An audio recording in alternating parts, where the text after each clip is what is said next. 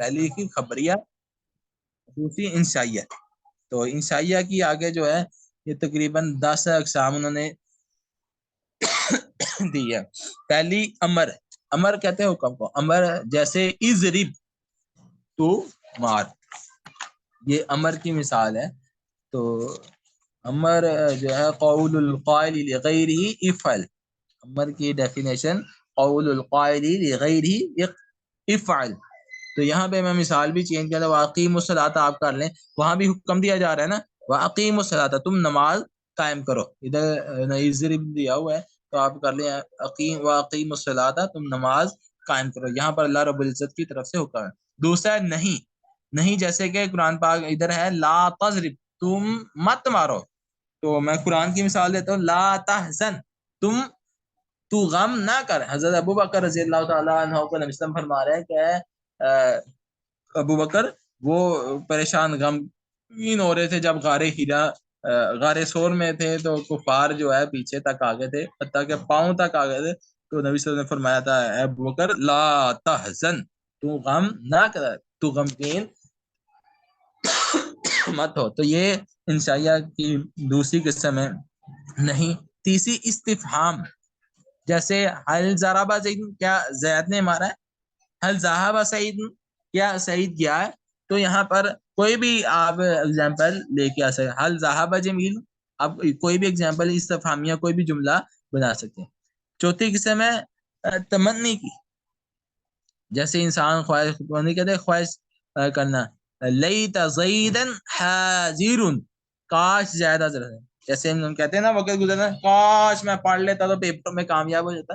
Exam جب گزر جاتے ہیں اور فائنل رزلٹ آ جاتا ہے تو اکثر اسٹوڈنٹ جن کے مارکس کم آتے ہیں یا جو ہے اب کسی سبجیکٹ میں رہ جاتے ہیں تو وہ پھر اسی طرح کہتے ہیں کاش میں پڑھ لیتا.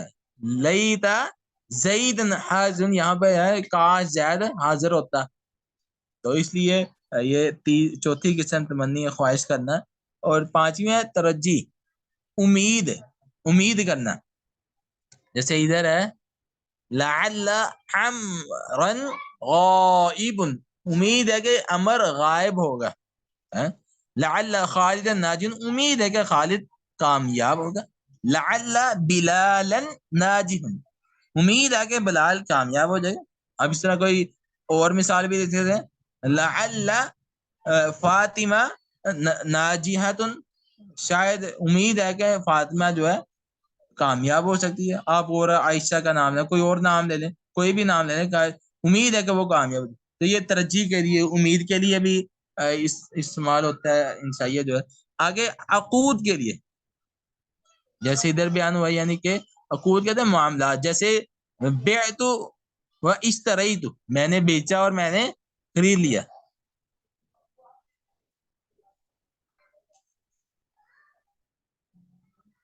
تو یہ خرید و فروخت کے لیے ہے، بعت و اشتریت، میں نے بیچا اور میں نے خریدا. آگے ندا کے لیے، ندا کا مطلب ہوتا ہے پکارنا. جیسا کہ ہم کہتے ہیں یا حامد یا اللہ، کہتے ہیں یا اللہ اے اللہ، یا اللہ یا اللہ یا اللہ، یا محمد کہہ دیتے ہیں.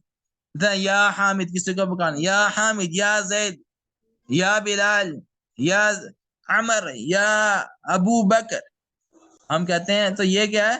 ندا، جسے پکارا جائے اسے منادا کہا جاتا ہے. اے حامد، اے حامد.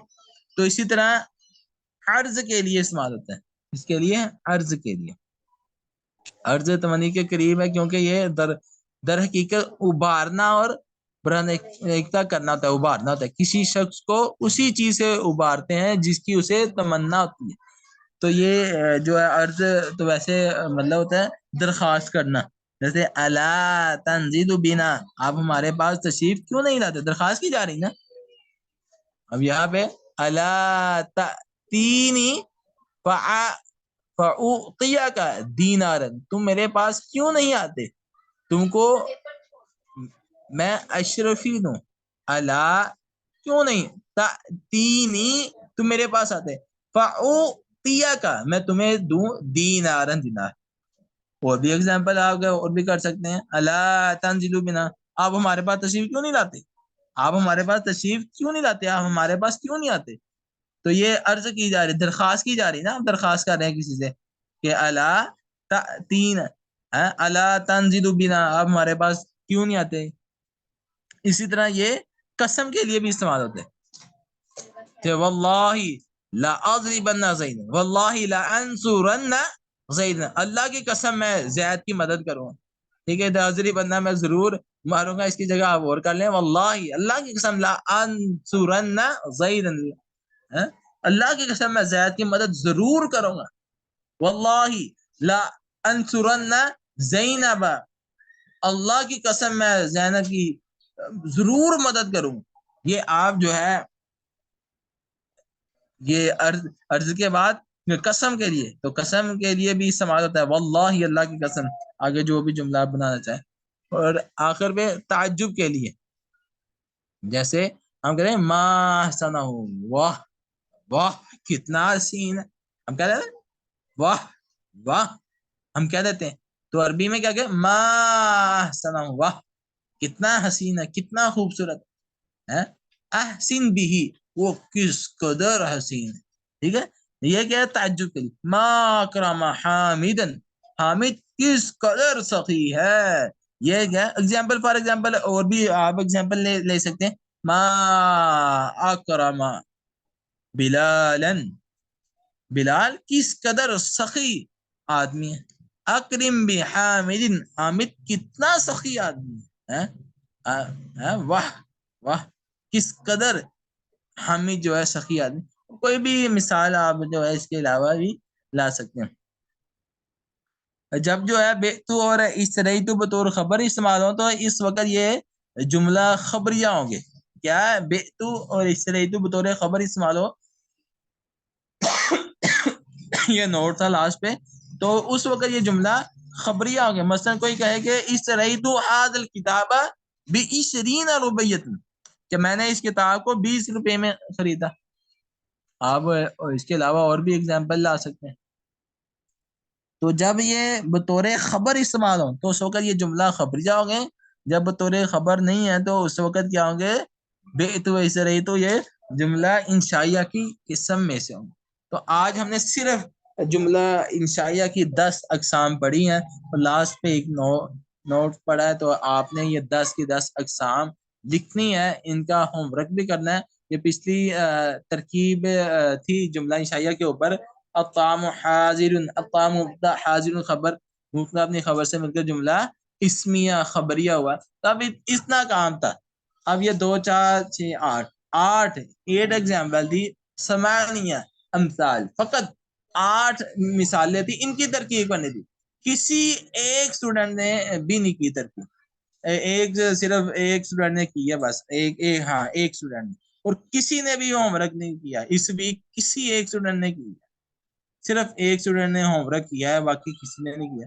تو یہ آپ لازمی, ہر اسٹوڈنٹ جو ہے وہ کوئی بھی اسائنمنٹ ملے کسی ٹیچر کی بھی, کوئی بھی آپ کو سر دے, تو وہ لازمی کرے. جب تک آپ پریکٹس نہیں کریں گے, کوئی اسائنمنٹ نہیں کریں گے, ہوم ورک نہیں کریں گے, تو آپ اچھے طریقے سے پھر اس سے تو سیکھ نہیں پائیں گے. تو میری گزارش تھی آپ سب سے کہ آپ جو ہے جو اسائنمنٹ ملے اس کو لازمی کریں. تو اس کے بعد علم و صرف کا اس دن ہم نے کچھ تھوڑا سا ابتدان پڑھا تھا. نمبر 1 صرف کا لغوی معنی کیا تھا. تو لغوی طور پر ہم نے پڑھا تھا کہ صرف کا لغوی معنی پھیرنا یا تبدیل کرنا ہے. کیا معنی ہے؟ پھیرنا یا تبدیل کرنا. اصطلاحی طور پر صرف وہ علم ہے جس میں صیغے بنانے اور ان میں تغیر کرنے کے قواعد و ضوابط بیان کیے گئے. کیا ہے صرف؟ کون سا علم ہے؟ صرف وہ علم ہے جس میں صیغے بنانے اور ان میں تغیر کرنے کے قواعد و ضوابط بیان کیے گئے. تو صرف کا موضوع بھی ہم نے پڑھا تھا. موضوع کیا ہے اس کا؟ اس میں مورب اور فعل متصرف. نحو کا موضوع کیا ہے؟ کلمہ اور کلام. نحو کا موضوع تھا کلمہ اور کلام. صرف کا موضوع تھا اس میں مورب اور فعل متصرف. پھر ہم نے فائدہ پڑھا تھا. صرف سیکھنے کا فائدہ کیا ہے؟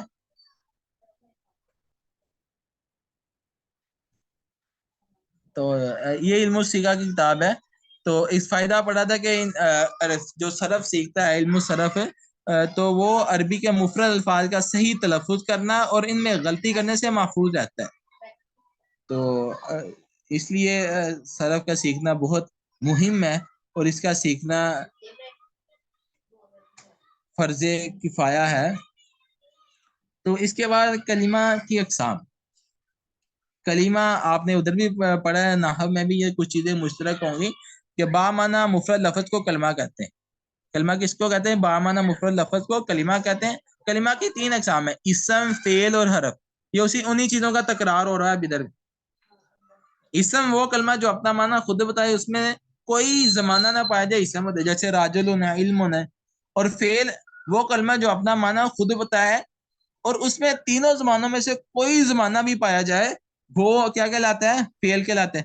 جیسے ناصارہ، اس نے مدد کی، ینصر مدد کرتا ہے، کرے گا انصر تو مدد کر. اب اس میں تینوں زمانے پائے جا رہے. تو فعل کی ڈیفینیشن کیا ہے؟ وہ کلمہ جو اپنا معنی خود بتائے، اس میں تینوں زمانوں میں سے کوئی زمانہ بھی نہ پایا جائے، وہ فعل کہلاتا ہے. حرف وہ کلمہ جو اپنا معنی جملے میں واقع ہوئے بغیر نہ بتا سکے، اس میں 3 زمانوں میں سے کوئی زمانہ بھی نہ پایا جائے، جیسے من، الا، فی. اب یہ سارے حروف ہیں. مین کرتا رہوں کوئی معنی سمجھ آئے گا؟ ہرگز نہیں. الا کرتا رہوں کوئی معنی سمجھ آئے گا؟ نہیں، جب تک یہ اسم کے ساتھ یا فعل کے ساتھ مل کے نہیں.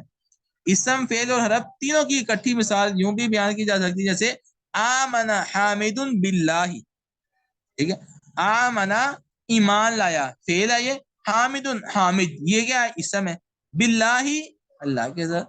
اب با کیا ہے؟ حرف جر. لفظ اللہ جو ہے یہ بھی اسم ہے. اب یہ تینوں کی کٹھی مثال یہ آپ نے نوٹ کر لیں. آمن حامد باللہ. تمام بچے جو ہے اپنی نوٹس بک پہ اس کو نوٹ کر لیں. آمن حامد باللہ. اب اس تینوں کی اسم، فعل اور حرف تینوں کی اکٹھی ایگزامپل یہ.